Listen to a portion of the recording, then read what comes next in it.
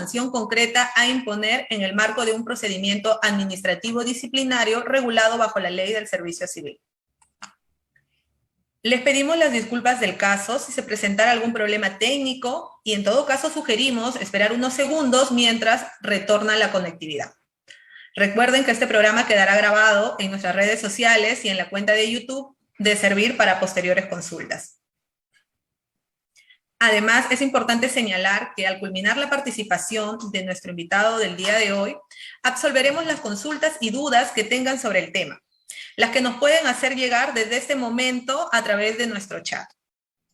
Que al culminar la participación, para conversar sobre el tema de hoy, tenemos como invitado al doctor Guillermo Julio Miranda Hurtado, vocal de la segunda sala del Tribunal del Servicio Civil. A través de nuestro chat. Buenas tardes, doctor Miranda. Al culminar la participación, hola, buenas tardes, Mireya. Un saludo a todos los que están conectados. Estamos acá para conversar sobre este precedente importante, ¿no?, del Tribunal de Servicio Civil. El doctor Miranda Hurtado es abogado por la Pontificia Universidad Católica del Perú. Es maestro en argumentación jurídica por la Universidad de Palermo y Alicante. Y magíster en dirección y gestión de los sistemas de seguridad social por la Universidad Alcalá de Henares, España. Asimismo, cuenta con estudios de posgrado de Derecho Administrativo en la Universidad de Salamanca.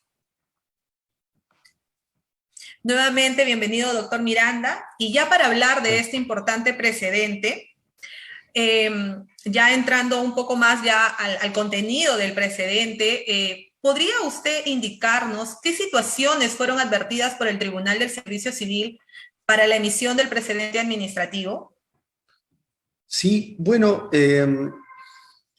estos criterios están contenidos en una regla, ¿no?, en el artículo 87 de la Ley de Servicio Civil. Es decir, hay un mandato legal de, digamos, aplicar estos criterios, ¿cierto? Implica que en cada caso concreto se tiene que aplicar, ajustar el caso concreto, o ajustar la solución del caso concreto a las propiedades específicas, ¿no?, que se presentan de un hecho, respecto de un hecho. Y bueno, esta regla venía siendo incumplida de manera generalizada. Y entonces, el primer objetivo del precedente es asegurar el cumplimiento de una obligación legal, ¿no?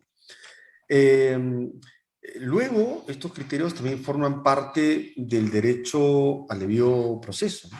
Son una regla que forma parte o establece, digamos, un contenido en el ejercicio de la potestad disciplinaria, por lo tanto es un derecho subjetivo, ¿no?, proveniente del derecho fundamental al debido proceso.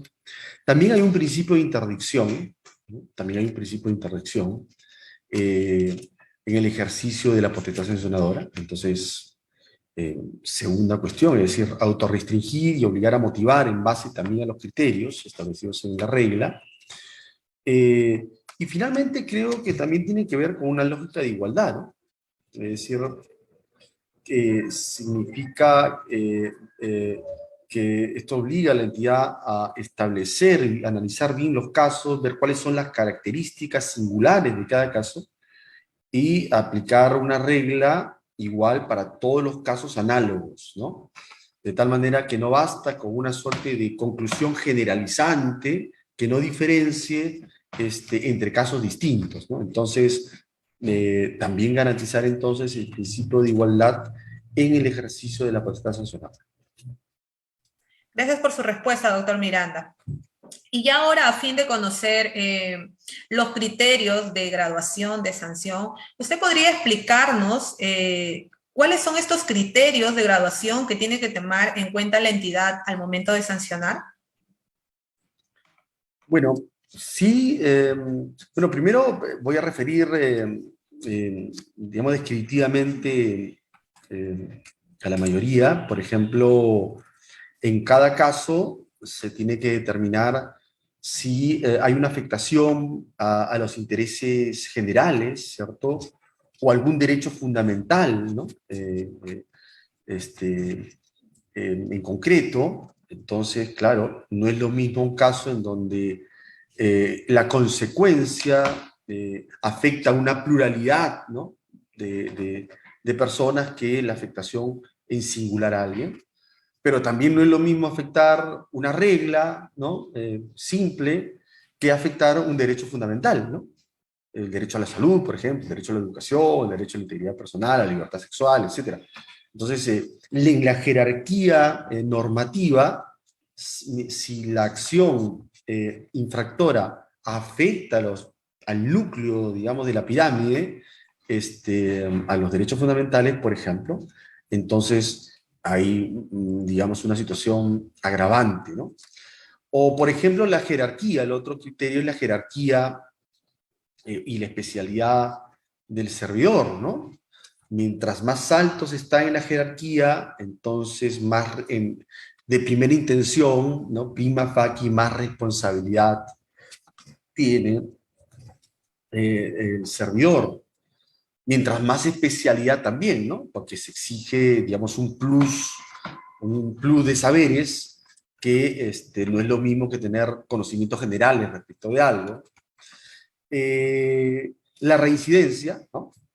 eh, también, también es importante, es otro criterio, la subsanación voluntaria, ¿no?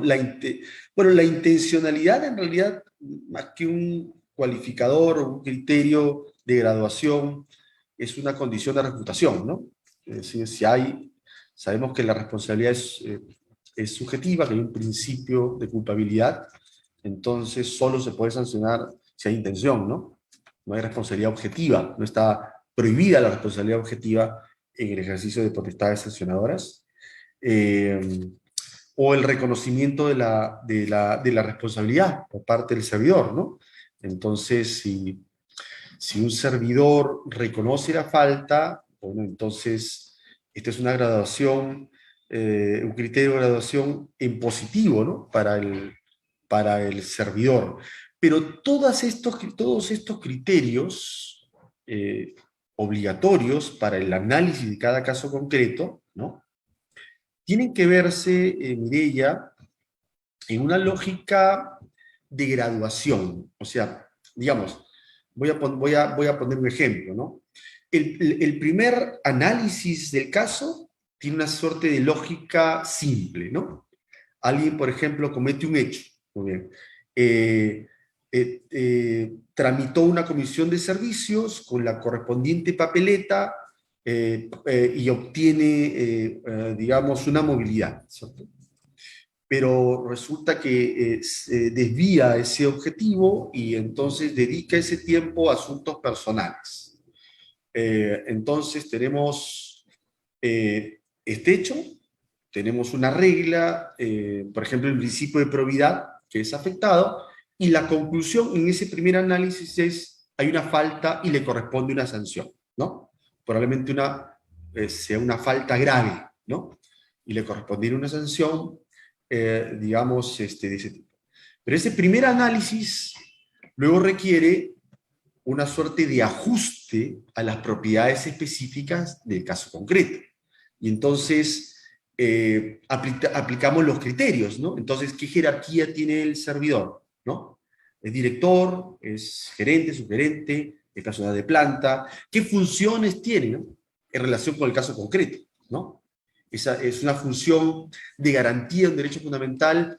El servidor, por ejemplo, tiene a su cargo la integridad de ciertas personas, servicios de salud o, por ejemplo, servicios educativos. Digamos, es reincidente en la primera vez, tiene antecedentes más bien meritorios, ¿o no? Y entonces, esto funciona ya no en lógica de todo o nada, ¿no? Sino en una lógica de grados, ¿no? Entonces el derecho funciona también en una lógica de grados.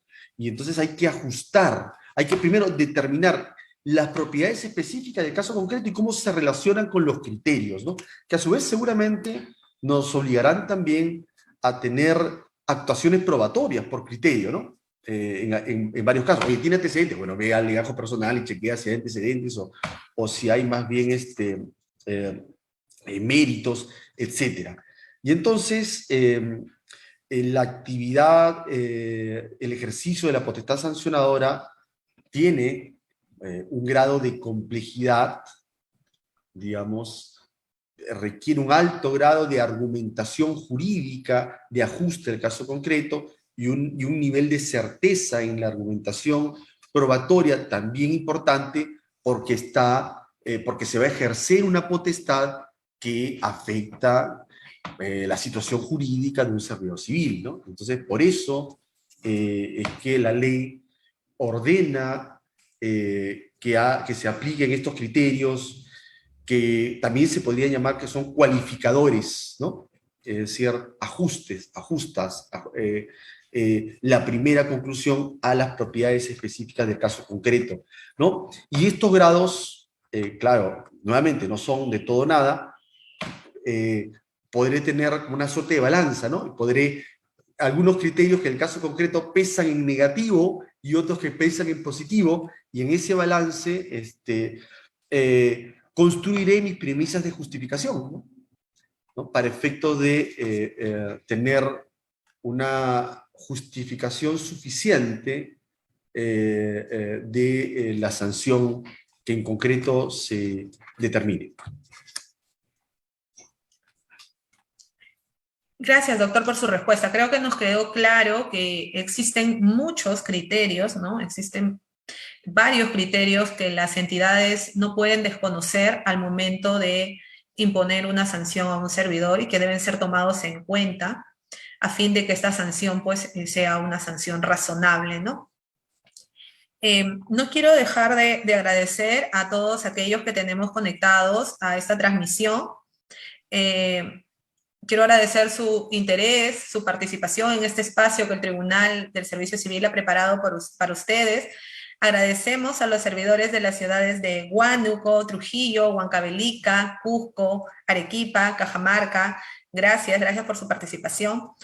Y bueno, continuando con la conversación que tenemos sobre este precedente, doctor Miranda, al Tribunal del Servicio Civil, como se sabe, llegan muchos recursos de apelación y entre ellos tenemos un argumento muy recurrente, que es el tema de la subsanación voluntaria. Es por eso que nosotros quisiéramos que nos explique por qué en un procedimiento administrativo disciplinario la subsanación voluntaria es entendida como un atenuante y no como un eximente de responsabilidad. Sí, claro. Bueno, tiene que ver con las características propias del servicio civil y de las relaciones dentro del servicio civil, ¿no? Que son distintas a la relación administrativa que se configura en la lógica digamos, típica de la aplicación de las normas del derecho administrativo, ¿no? Mientras que una relación administrativa típica, ¿no? Sabemos que obviamente puede haber distintas, pero la típica es que, digamos, se estable una relación para efectos de emitir un acto administrativo, emitido el acto administrativo se extinguió la relación, ¿no?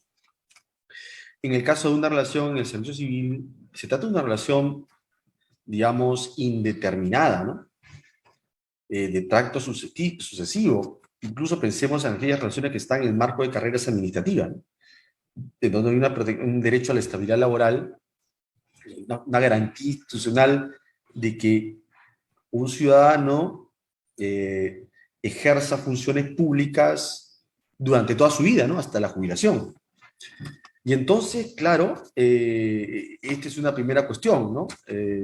Es alguien que se va a dedicar a ejercer la función, eventualmente a vincularse con ciudadanos, a garantizar sus derechos durante todo ese trayecto, y entonces la subsanación voluntaria eximente de responsabilidad podría originar más bien un resquebrajamiento de las garantías institucionales de cara a los ciudadanos, ¿no? Porque entonces imaginemos, no sé, alguien que tiene a cargo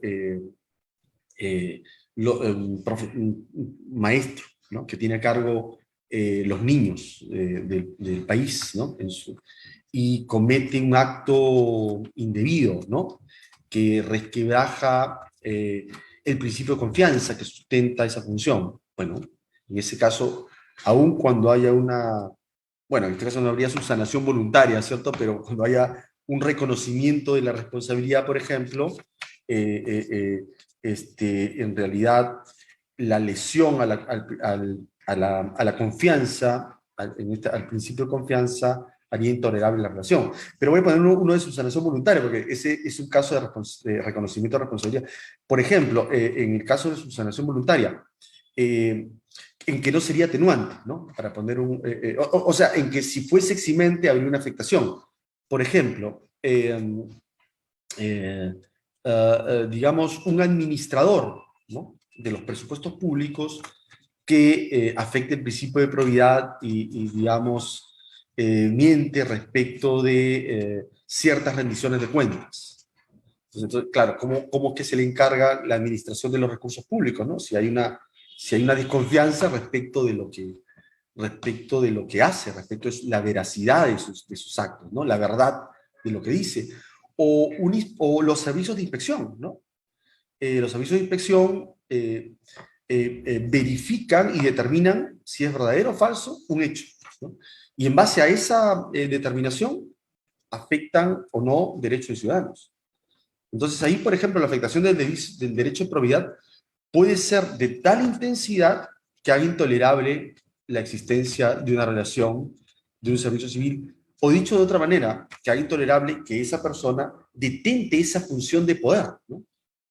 Que afecta potencialmente a los ciudadanos. Entonces, por eso es que, y me parece adecuada esta distinción, la sancionación voluntaria no exime de responsabilidad, pero sí o puede ser un atenuante, recordemos esto, siempre como esto es una cuestión de grados, entonces podría haber otras circunstancias que originen que a pesar de la sancionación voluntaria no termine atenuándose, o incluso, ¿cierto?, eso lleve más bien, o sea, esto origina incluso una destitución dependiendo de las funciones. ¿Bien? Pero es importante, Mireia, saber que siempre estos criterios luego se convierten en premisas que tienen que ser enunciadas y justificadas en la parte considerativa de la relación, de la resolución, ¿no? Y todas juntas deben conformar digamos, un conjunto narrativo que sea coherente, ¿no? Que sea coherente para el sistema.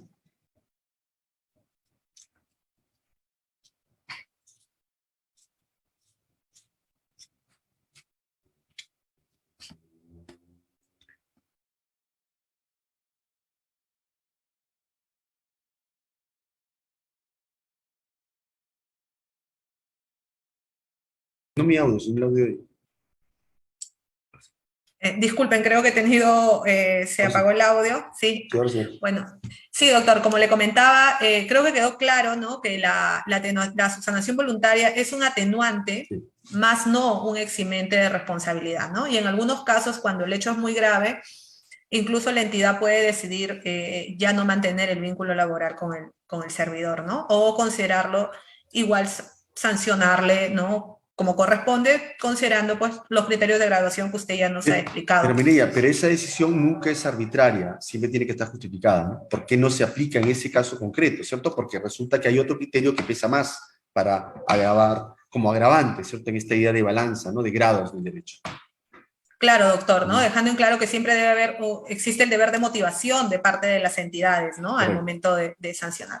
Bueno, nosotros hemos escogido un caso, ¿no?, del tribunal, un caso real del tribunal, para explicar un poquito mejor este tema de la subsanación voluntaria. Así, ahora que tenemos ya las láminas que nos puedan ayudar. La siguiente, por favor.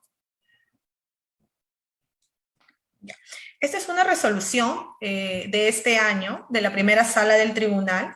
Es un procedimiento disciplinario, ¿no?, donde se resolvió declarar infundado el recurso de apelación, ¿no?, del impugnante. Siguiente lámina, por favor. Ya. Este caso fue un servidor que tenía el cargo de extensionista de campo de la oficina zonal de Pucallpa.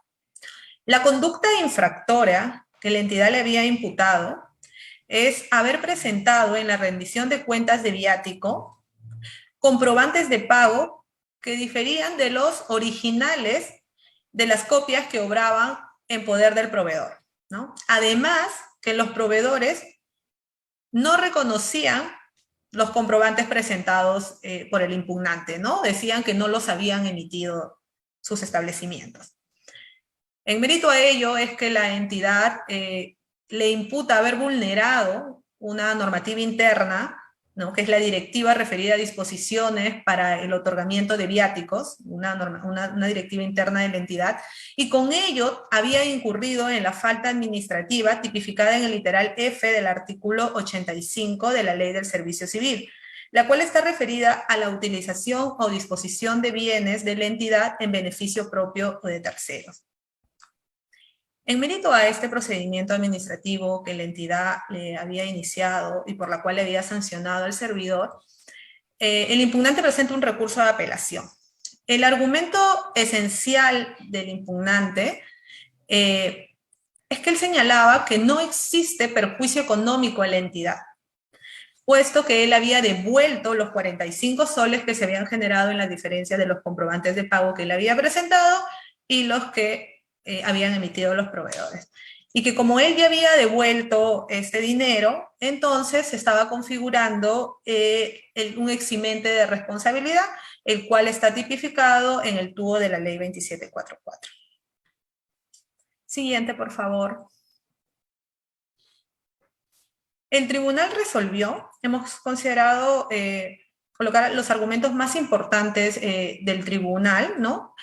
El tribunal señaló en su resolución que para el caso concreto, para este caso, la norma aplicable es el reglamento de la Ley del Servicio Civil, ¿no? Que es la aplicable para los procedimientos administrativos disciplinarios, y que esta de manera expresa establece que la subsanación voluntaria es un atenuante y no un eximente de responsabilidad.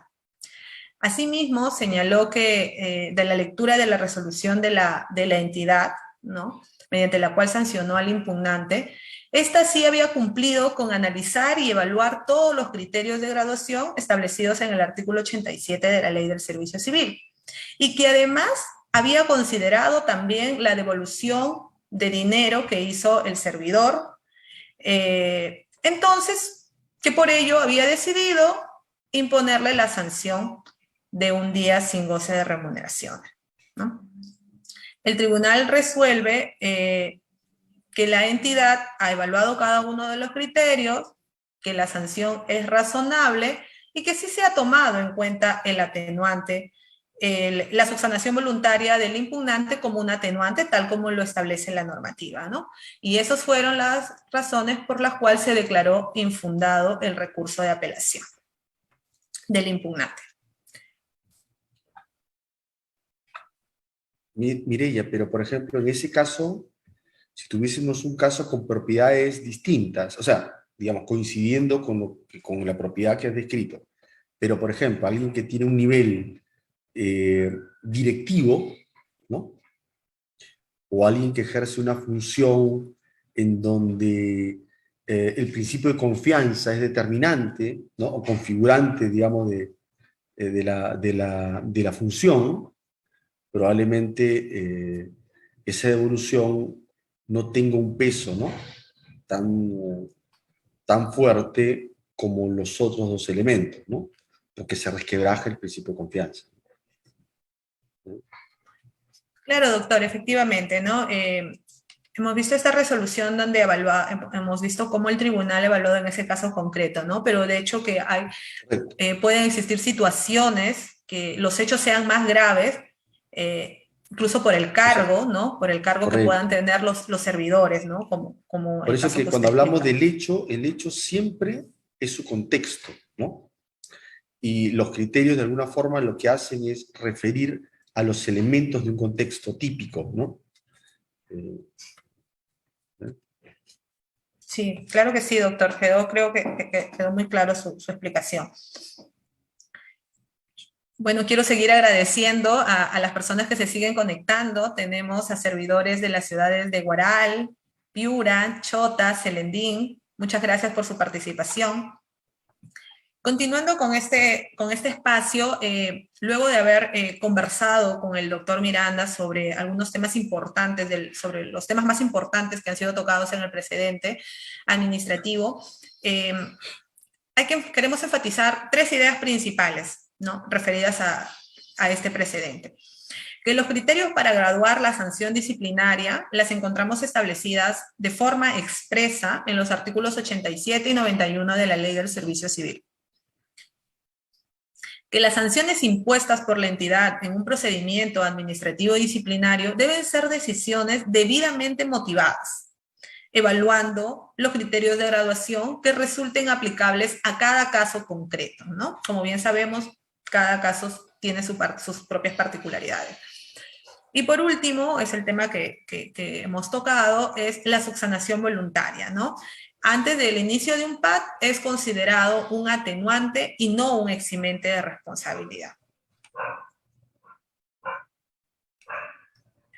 Muchas gracias por su participación en TCC en directo, doctor Miranda, que nos ha permitido orientar a nuestros servidores civiles sobre este precedente.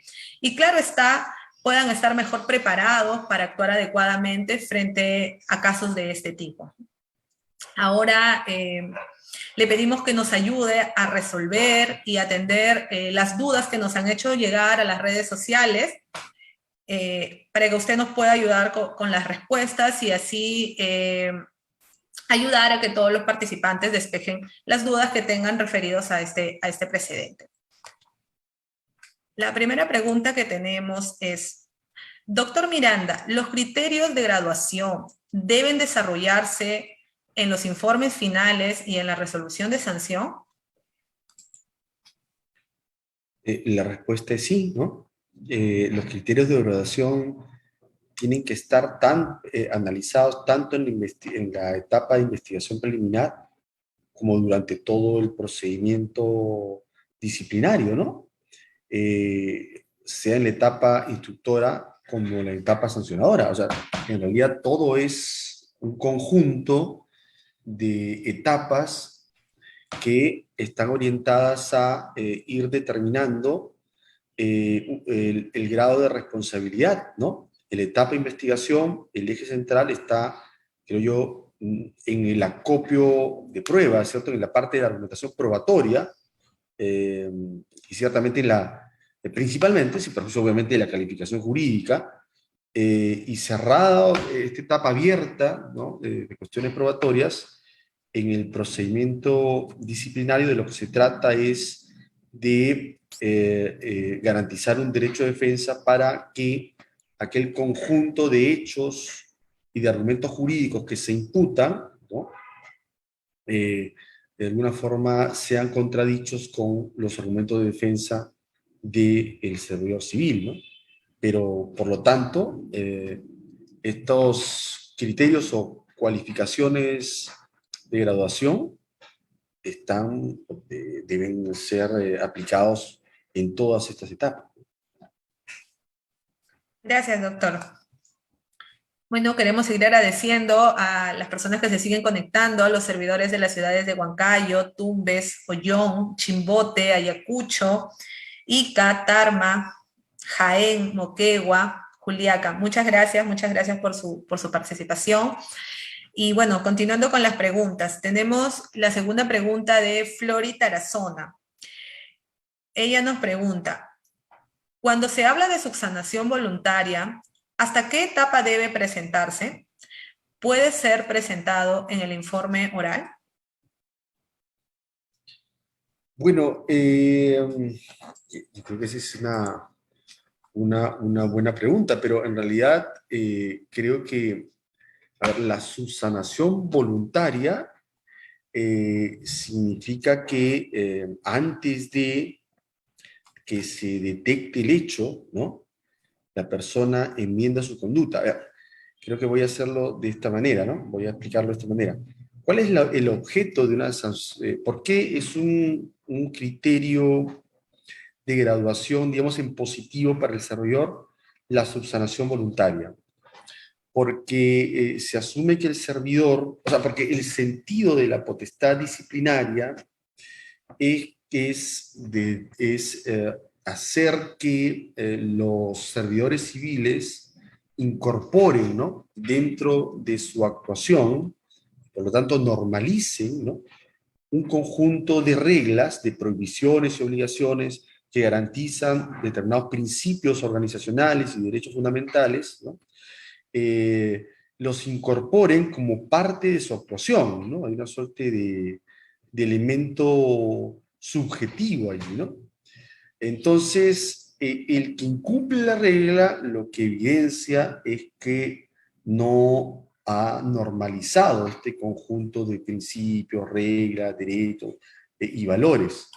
Mientras que el que subsana eh, lo que hace es evidenciar que reconoce el error y por lo tanto, esto es una suerte de idea de que en el futuro ya no lo hará. Entonces, por lo tanto, el efecto, este efecto, digamos, de,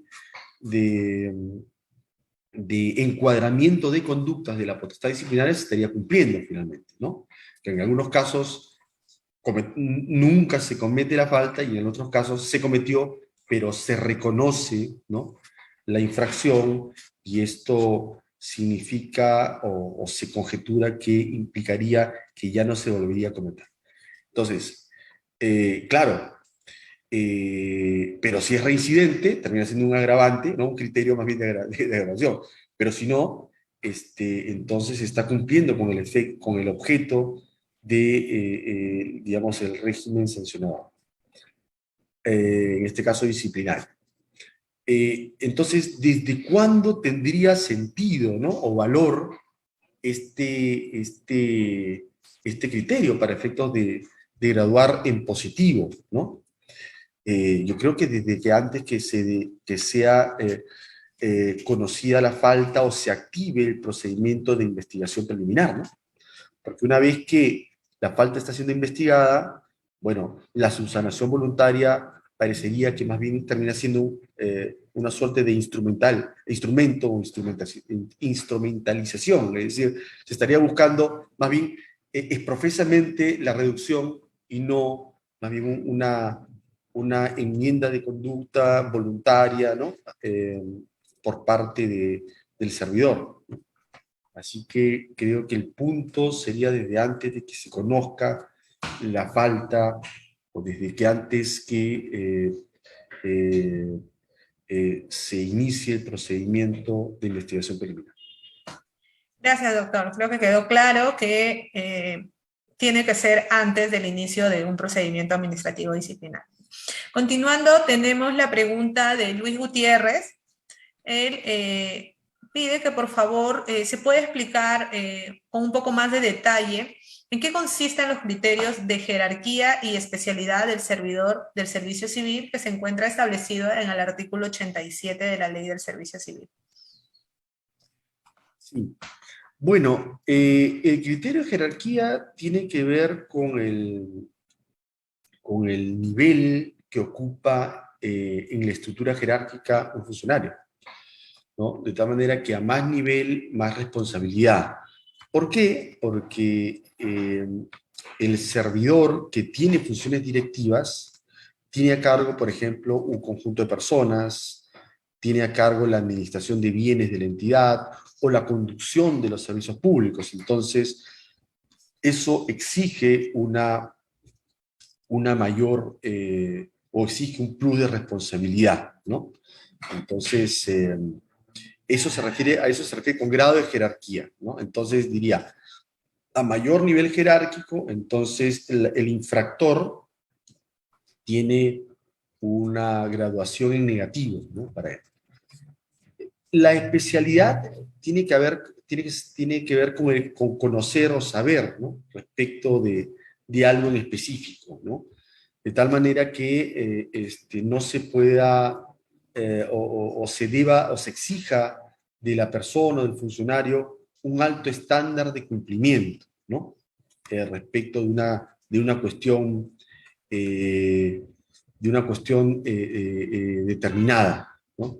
Entonces, claro, si yo tengo más especialidad en una determinada materia, claro, no puedo alegar luego que, digamos, una actitud negligente sea, digamos, pueda ser valorada como un no atenuante, ¿no? Sino más bien como un agravante, ¿no? Porque tengo especialidad, porque conozco, ¿no? De esa función, de ese sistema, de ese servicio, ¿no? Gracias, doctor. Continuemos con otra pregunta de parte de Samir Ventura. Él agradece por la exposición del día de hoy, doctor Miranda, y la pregunta es la siguiente. ¿Cómo se evalúa la reincidencia en el presente tema? Bueno, el caso de reincidencia, si el servidor ha cometido la misma falta dentro del plazo de un año, desde que quedó firme la resolución que sancionó la primera falta, entonces se considera una situación de reincidencia. Eso está establecido así en la ley, ¿no? Gracias, doctor. Entonces hay que tener en cuenta, ¿no?, ese plazo que está establecido en la norma para evaluar la reincidencia en un procedimiento administrativo disciplinario. Quiero seguir agradeciendo a todos los servidores que se siguen conectando. Tenemos servidores de las ciudades de Amazonas, Tacna, Pasco, Andahuaylas, Abancay. Gracias por su participación. Continuando con las preguntas, Sandra Melisa pregunta, ¿se puede imponer una sanción de destitución a un servidor que no tiene antecedentes, pero que ha generado perjuicio económico para la entidad, teniendo como nivel jerárquico, por ejemplo, jefe de unidad orgánica? Sí, bueno, allí habría, ha referido hasta 3 criterios, ¿no? O sea, el criterio del grado jerárquico, que se preguntó, ¿no? Eh, el criterio de la afectación, ¿no? Perjuicio económico, ¿no? El perjuicio económico, correcto. Y lo otro es que no tenga antecedentes, ¿no? Claro, pero entonces uno diría, bueno, en la balanza hay perjuicio, ¿no? Para los presupuestos públicos y por otro lado, nivel jerárquico, ¿no? Entonces, bueno, en el otro lado de la balanza simplemente sería el tema de los antecedentes.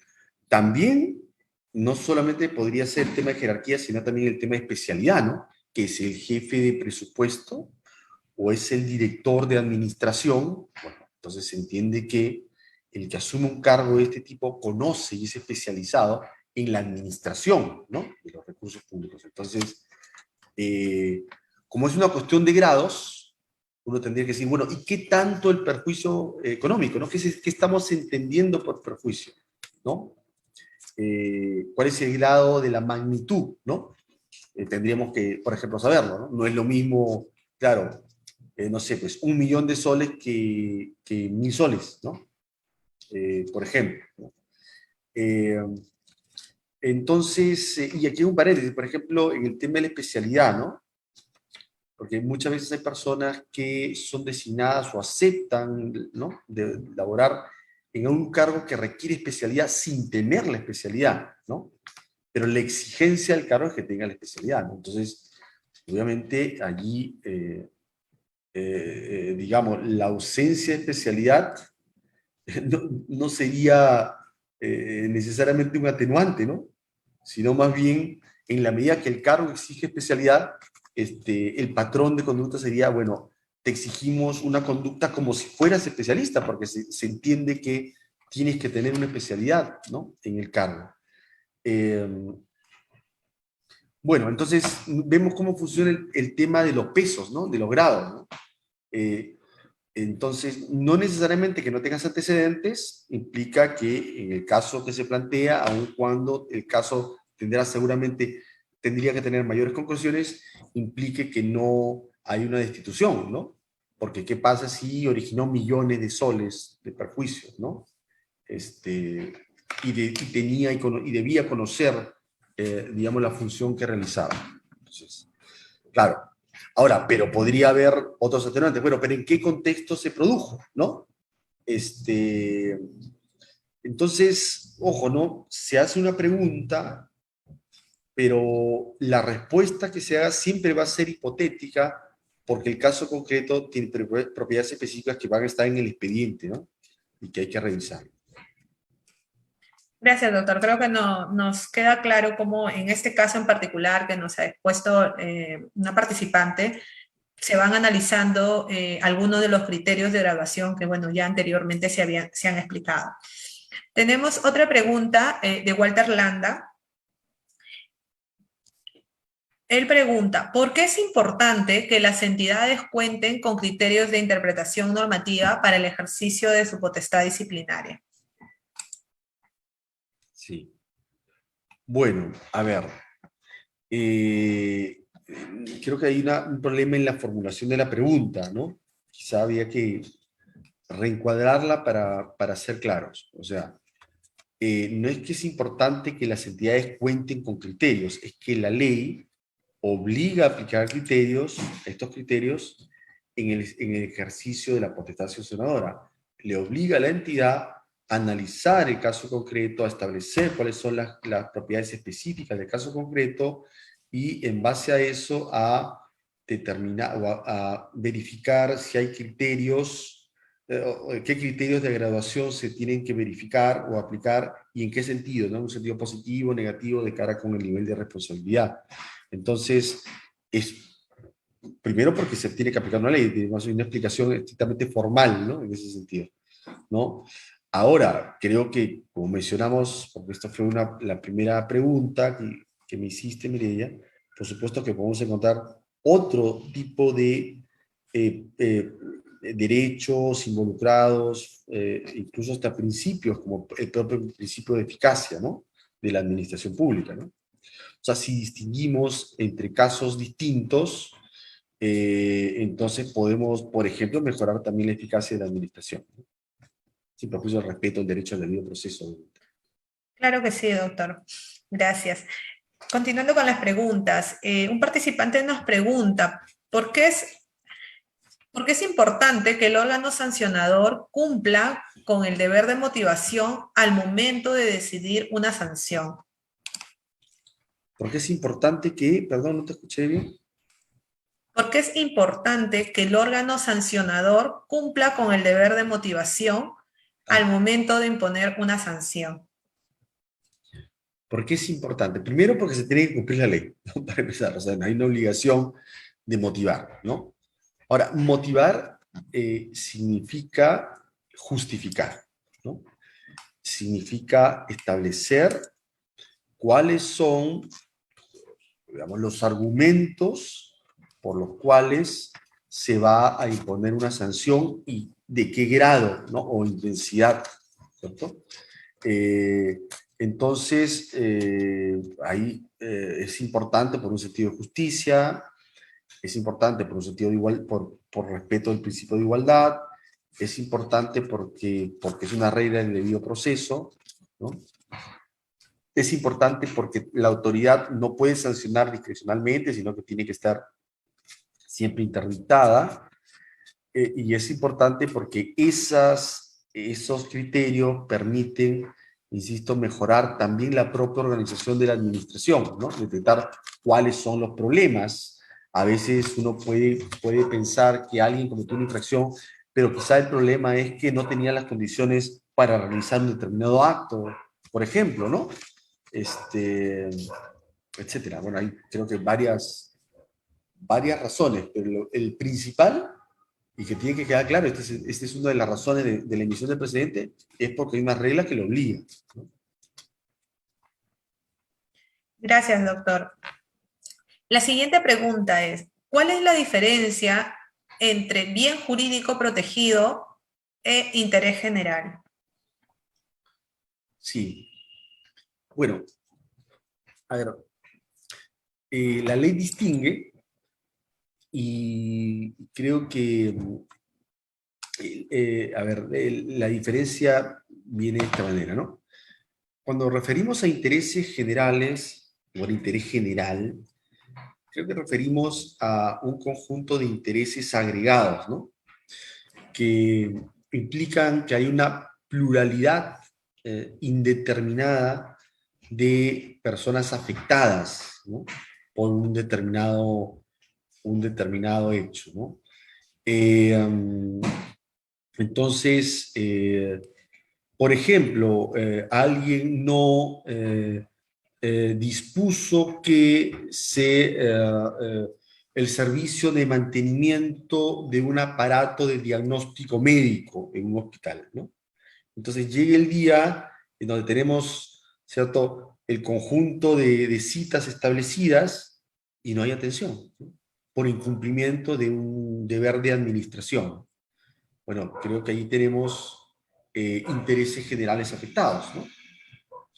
En el caso de los bienes jurídicamente protegidos, esto se vincula, eh, aun cuando es un concepto que viene del derecho penal, ¿no? Pero creo que se refiere a derechos fundamentales, ¿no?, afectados. Es decir, eh, alguien, por ejemplo, un servidor civil, uh,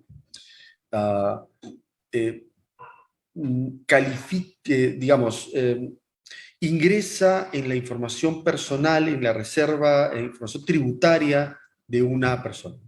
Bueno, el derecho a la reserva tributaria, la información tributaria está garantizada en la Constitución. Bueno, es un bien jurídico protegido, ¿no? O a la protección de los datos personales, ¿no? Y alguien filtra la información, ¿no?, de una persona a la prensa, ¿no?, en pleno, no sé, en pleno proceso electoral, ¿no? Por ejemplo, la información bancaria, ¿no? Entonces, tiene que ver con derechos fundamentales y con ciertos bienes jurídicos que están protegidos principalmente en la Constitución, ¿no? Y que no supone una pluralidad de afectados, como sería el caso de los intereses generales y el ejemplo planteado, ¿no?, al principio.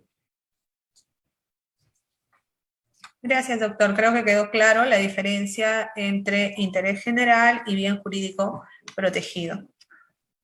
La siguiente pregunta que tenemos de uno de los participantes es: ¿en qué consiste el criterio referido a la naturaleza de la infracción previsto en el artículo 91 de la Ley del Servicio Civil? Sí. Bueno, puede tener alguna conexión con el primero, ¿no? O sea, con el criterio anterior, pero yo creo que acá, de alguna forma, establece que es una suerte de jerarquía de derechos, ¿no? O, o de bienes jurídicos.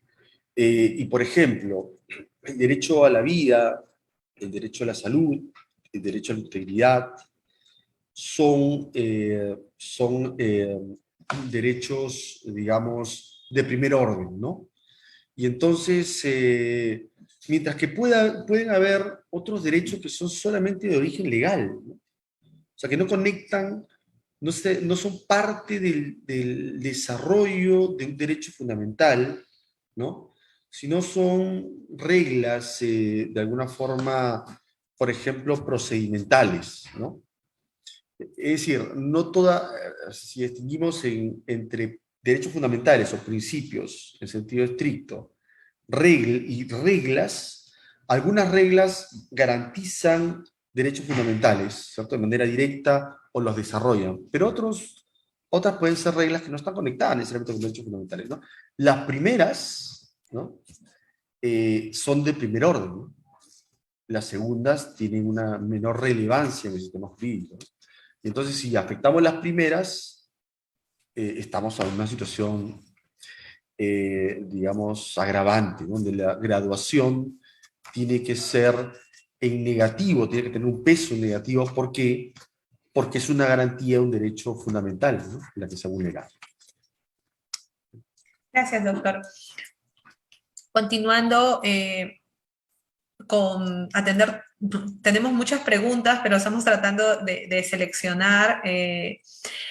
Tenemos la siguiente pregunta.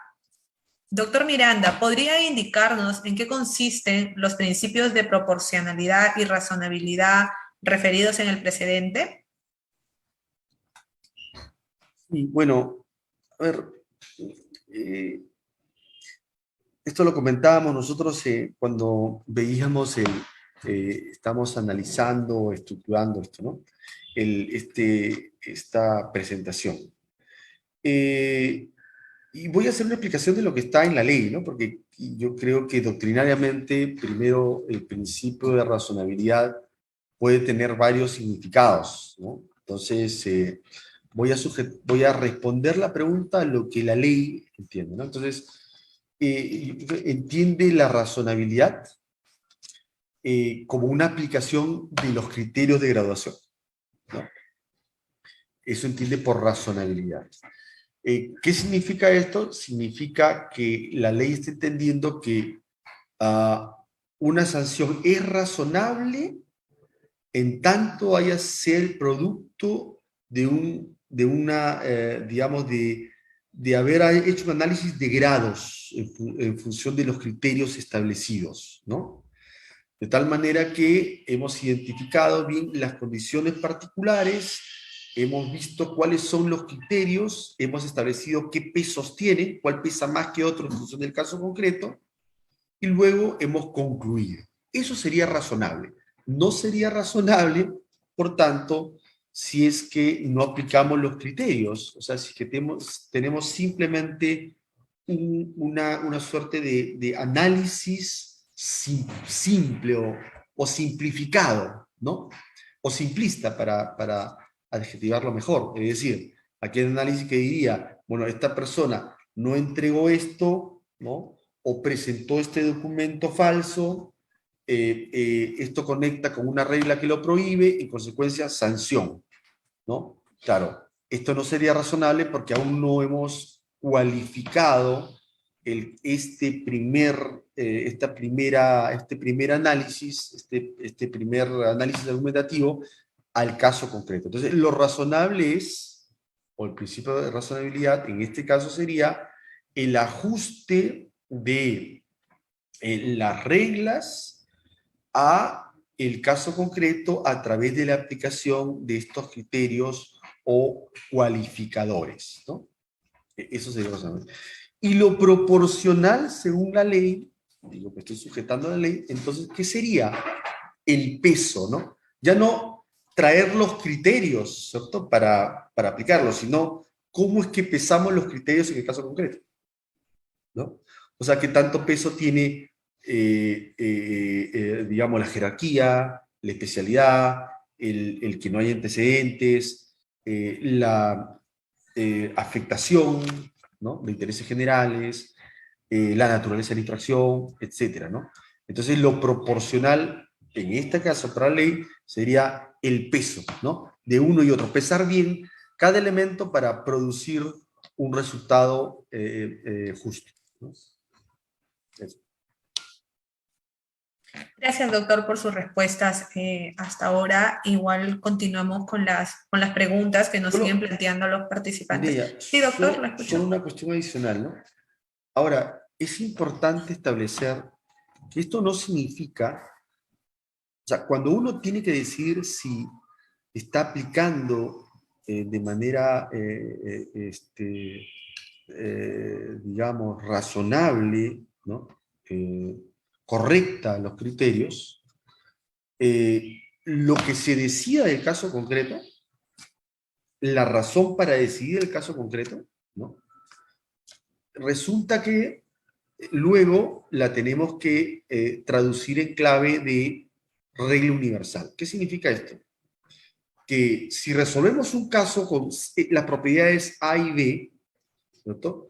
A la que aplicamos los criterios vinculados con esas propiedades A y B, el resultado, la regla para decidir ese caso concreto tendría que ser exactamente la misma que se aplique un caso con propiedades iguales, ¿no?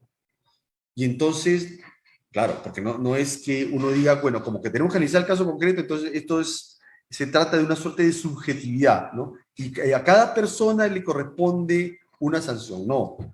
Le debe corresponder a todo caso que presente iguales propiedades una misma regla digamos, la misma regla que se desprende de la justificación de la sanción impuesta en ese caso concreto. Entonces, metodológicamente, desde la argumentación jurídica, alguien diría, usted determina los criterios, cuáles son los criterios relevantes aplicables al caso concreto, los pesa, ¿no?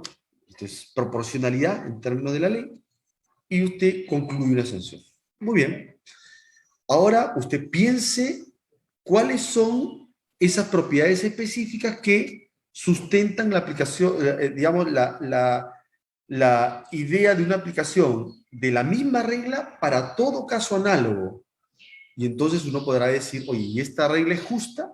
Ah, claro, porque este personal directivo que tenía tal nivel y que cometió tal falta, entonces que tenía tal perjuicio, le vamos a aplicar, no sé, una sanción X. Muy bien. Lo mismo tendríamos que hacer con todo personal directivo de igual nivel, con un nivel de afectación, o por ejemplo, de un perjuicio económico de tal cuantía, etcétera, ¿no? Y entonces esa es una forma de determinar si nuestra solución del caso concreto es plausible, ¿no? Eh, eh, por una lógica de igualdad, ¿no? Gracias, doctor. Y ya para finalizar este espacio, ¿no? Por la hora, vamos a responder, doctor, la última pregunta, ¿no? Del servidor Alcides López. Él nos pregunta, ¿existe una tabla valorativa de sanciones administrativas disciplinarias? Y la otra, bueno, es doble pregunta, ¿y cuándo se debe imponer una sanción leve, grave o muy grave?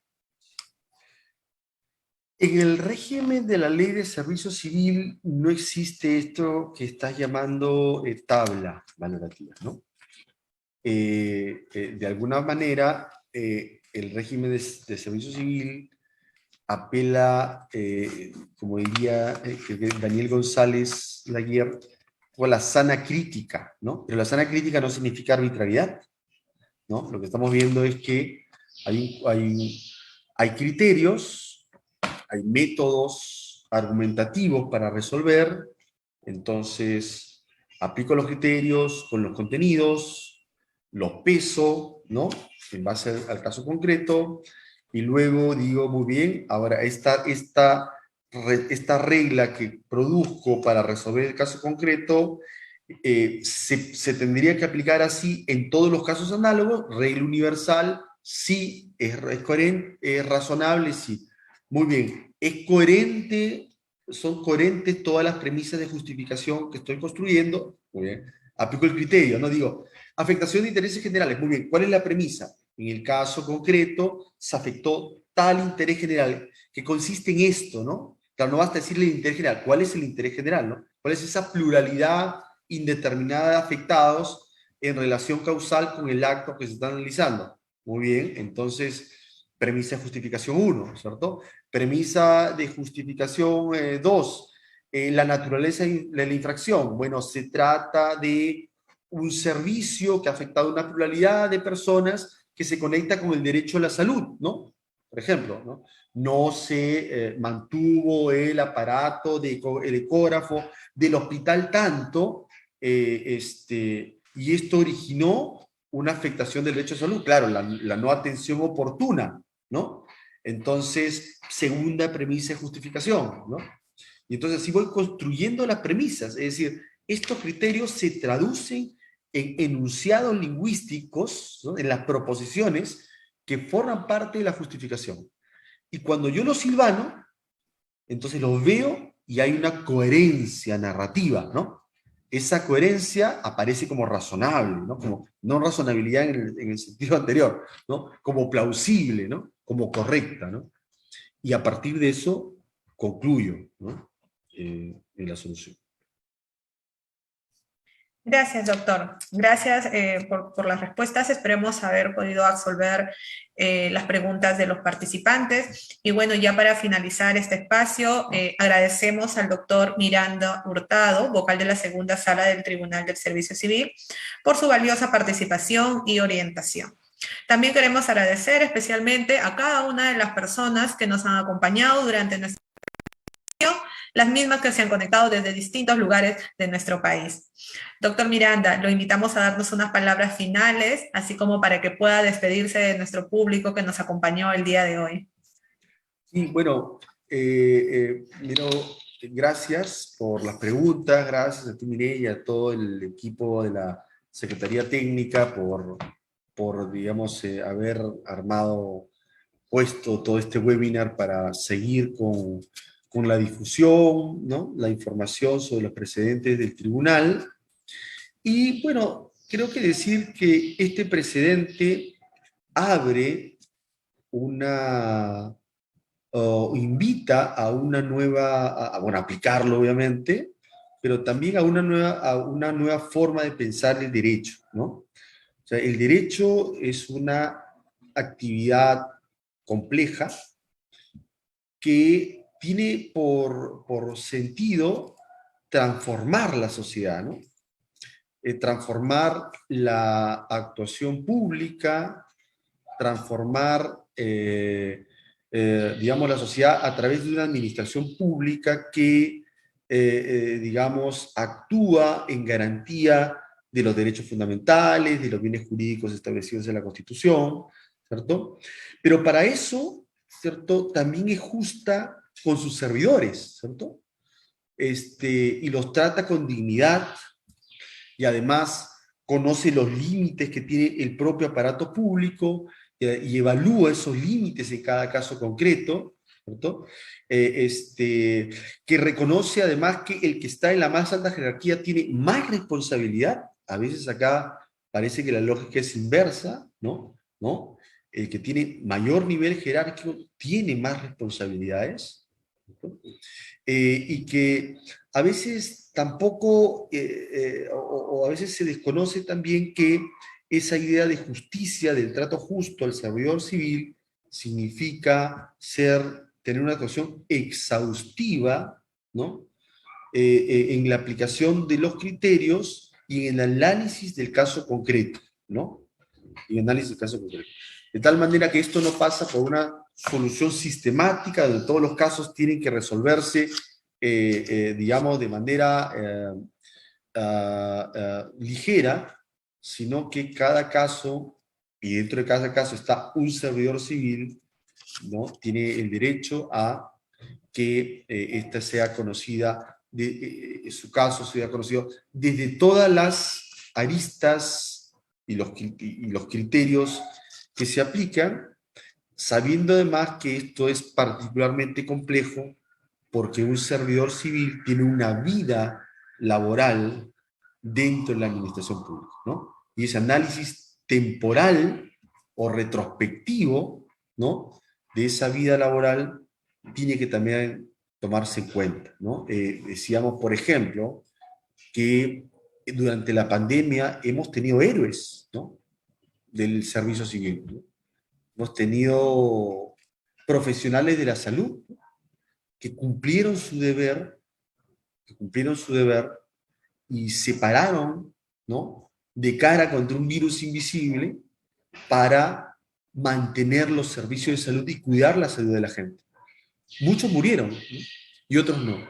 Esos que no, claro que tienen un mérito, ¿no?